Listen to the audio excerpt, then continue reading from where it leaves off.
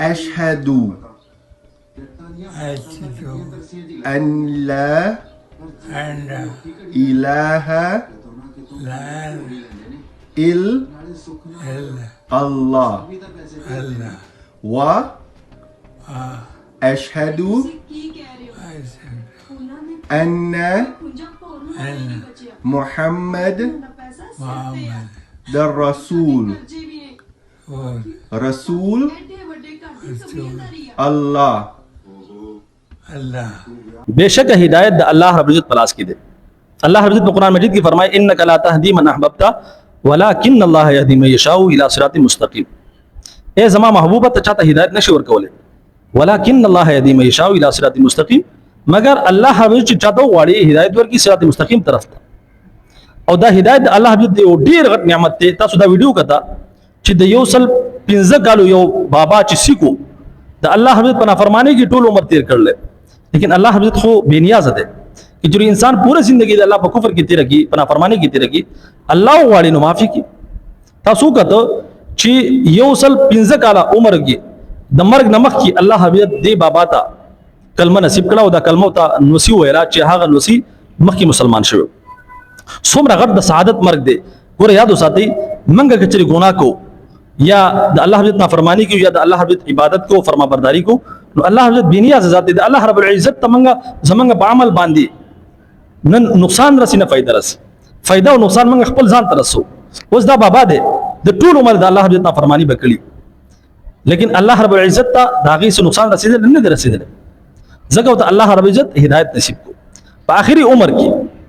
نو دا یقیني طور پر ظاهره خبره ده چې یو غیر مسلم په اسلام کې داخل شي او کلمه لا اله الا الله محمد رسول الله الاسلام يهدي ما كان قبله، اسلام چې کوم دې څومره مخکې ګناهونه کړی انسان غټ جرمونه کړی دا فرمانیه نکړي الله حضرت ټول معاف کړي. دا شي څنګه چې یو ماشوم د مور د خېټې نه پیدا شي څومره غټ د سعادت خبره ده چې تقریبا یو سل 15 کال د عمر ټول عمر د الله حضرت نافرمانی کې به تیر کړي، لیکن الله حضرت ته د مرګ د مخکې کلمه نصیب کړه او جنت یې ته نصیب کړه. د نبی علیہ الصلوۃ والسلام خواته یو کس راغی وی چې اې د الله محبوبه ما ډیر غټ جرم کړل ډیر غټ ظالم ما دومره غټ جرم وکړل الله به ما معاف کړي. نبی علیہ الصلوۃ والسلام ته فرمایي چې تاسو جرم کړل و چې دومره غټ جرم وکړل چې دا پورا زمکه اسمانونو ټول د ګناهونو ډک شي بل طرف ته دغه یو جرم شي دا جرم ته غټ. نبی علیہ الصلوۃ والسلام ته فرمایي چې تاسو جرم کړل وی چې اې د الله محبوبه په دور جهالت کې به خلکو خپل ولونه ژوندې خولې نو زما لور پیدا شو زما خځې زمانه پټه کړو، لیکن چې لغونه غټه شو په کور کې دنه ګرځیدا با نو بیا و چې زما د هغې سره محبت پیدا شو مینا محبت تقریبا زما سره د هغې سره زما مینا محبت ډیر زیات زما زړه نه غوښته چې ما دا چې کوم دی زنده درګور کړی وي یعنی زنده مې خخه کړی وي.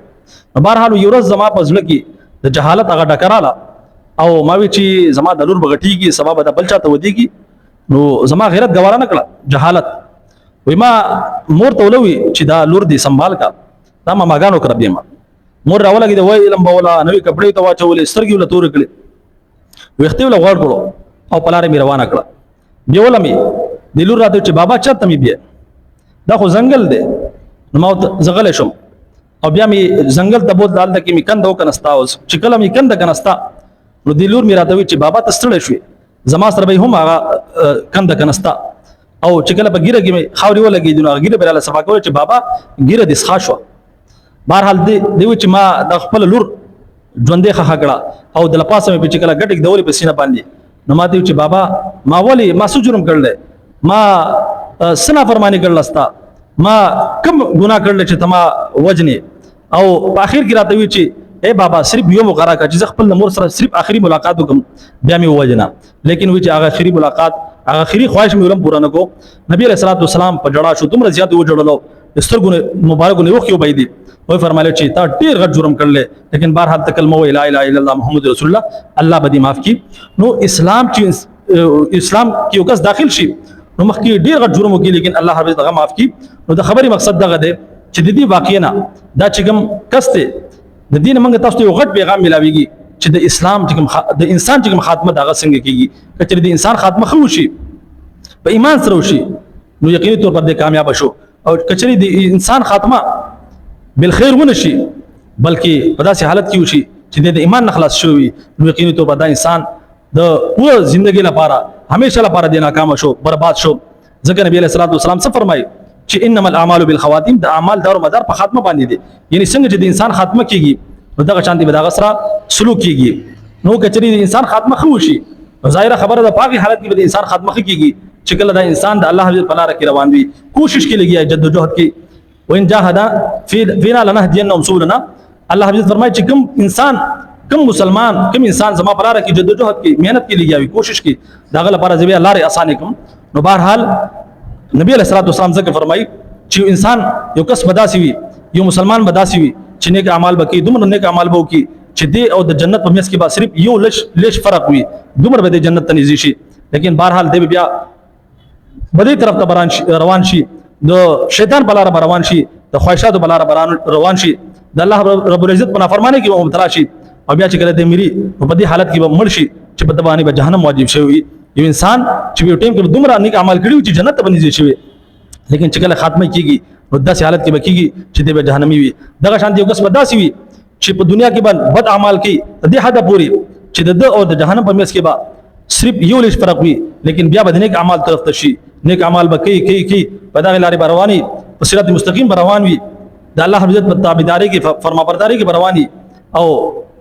دته مرګ راشي چې مرګ ودراشي په دې حالت کې براشي چې په دبانې په جنت واجب شوی په جهنم په دبانې حرام شوی نو بهرحال د انسان چې کوم خاتمه ده هغه دار و مدار چې کوم دی کیږي نو بهرحال په کار دغه ده چې موږ کوشش کو او الله رب عزت سوالو کو چې الله رب عزت زمونږ اخیری خاتمه چې کوم دی هغه په ایمان سره کی الله رب عزت دعا ده چې الله رب عزت زمونږ ټولو ایمان سلامت کی او په داسې حالت کې د الله رب عزت موږ ته مرګ نصیب کی چې زمونږ رب زمونږ راضي وي زمونږ رسول زمونږ راضي وي اجازه راکړئ السلام علیکم ورحمت الله وبرکاته